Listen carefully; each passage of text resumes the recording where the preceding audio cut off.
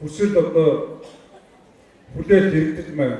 Энэ хотыг энэ одын удирдлагууд манай хорооны засаг дарга хэсгийн ахлагчид шийдээд өөрчлөлт өгөөсөн, амьдрал орчныг сайжруулад өгөөсөн. Гэхдээ нэг зүйл бий. Иргэд биднээс зөвхөн хөгжил шаардаад өөрсдөө хөл гараа хөдөлгөө, хороо өмсөө хөдөлгөө, улсаас бүх зүйлийг шаардаж суудаг тийм цаг хугацаа байхгүй өнгөрсөн учраас та бүхэн иргэдээс хатуу шаард, ихтэй саналын сонс хамтарч ажил, шат шатандаа бид хариуцлага дээшлүүлээд ажиллах юм бол хот маань богино хугацаанд сайхан болох боломж байна. Яагаад гэвэл бид нар 300 сая хүн амтай хотын асуудал, улсын асуудал шийдэх гэж ажилладаг. 30 сая хүн амтай томоохон хотууд Бээжин, за эсвэл одоо Европ, Америкийн бусад нэг бол энэтхэгийн томоохон хотуудын асуудлыг шийдэх гэж ажилладаг. Сая 500 мянган иргэдтэй тэдний 30% нь ахмадууд, 60% нь залуучууд, үлдсэн дунд насны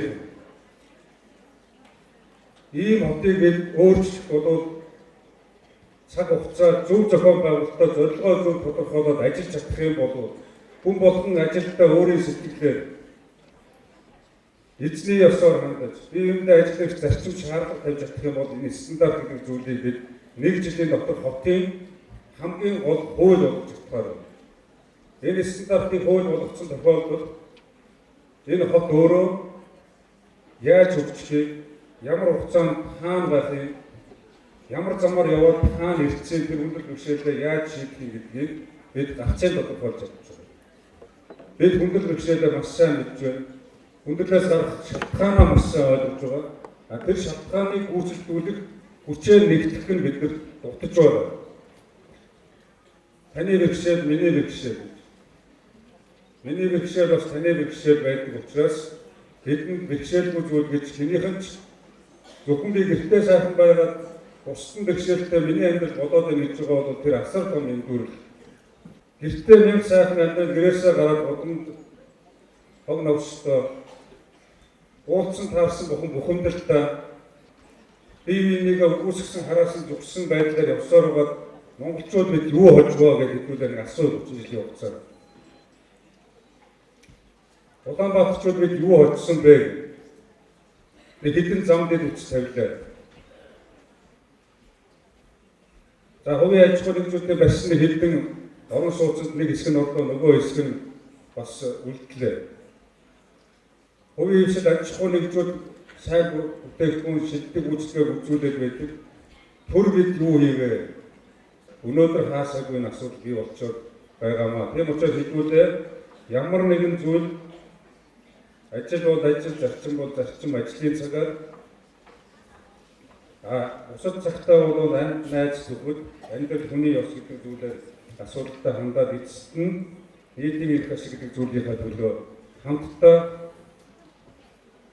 зүтгэж хөдөлмөрлөж чадвал хөгжил бидний өмнө байна. Баярлалаа та бүхэнд. Намж хүсье. Хөдөлмөрийн насны нийт 842 1298 буюу 58.3% нь Улаанбаатар хөдөлмөрийн насны, түүнээс энергиээс 65% нь 35 наснаас доош залуучууд байна. За энэ үзүүлэлтээр та бүхэн харж байгаа Улаанбаатар хотын хүн амын 657 мянган орон сууцнд амьдарч байна. Тоглог орон сууцнд гэж. Үлдсэн 786 мянган үндсэндээ гэр хороолол буюу та бидний одоо уламжлалт гэр бусад хэлбэрийн орон сууцнд амьдарч байна гэж байна. Өрхийн тоо бол бас энэ дээр харагдаж байна. За дараагийн асуудал бол бидний өмнө тулгамдж байгаа асуудал юу байна вэ? Агаарын бохирдол энэ асуудлынхаа бид сайн төвчний бас хэрэглээг нэвтрүүлэх замаар тодорхой үр дүн хүрч ажиллаж байгаа.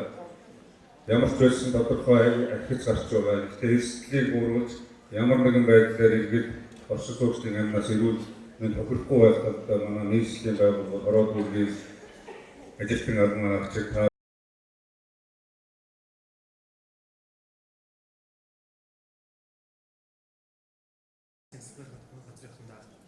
баярлалаа гэж хэлье. Энэ одоо манай байгууллагын бас үйл ажиллагаа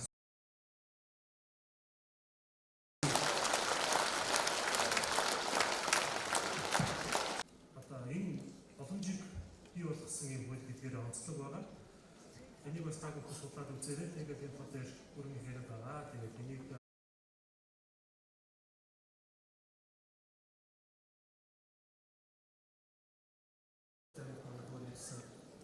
хилцтэй энэ жил 5 сар хууль батлагдсан байна.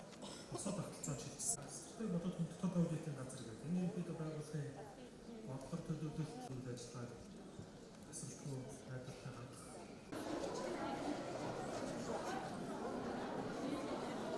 Улаанбаатар хотод нэлээд олон стандартын бодлого чиглэл алдсан стандарт хандаа ханддаг улаас илүү ярьж байгаа л да. Үүн дээр бол хотын өөрийн гэсэн стандартын бичгүүрүүдтэй байх ёстой.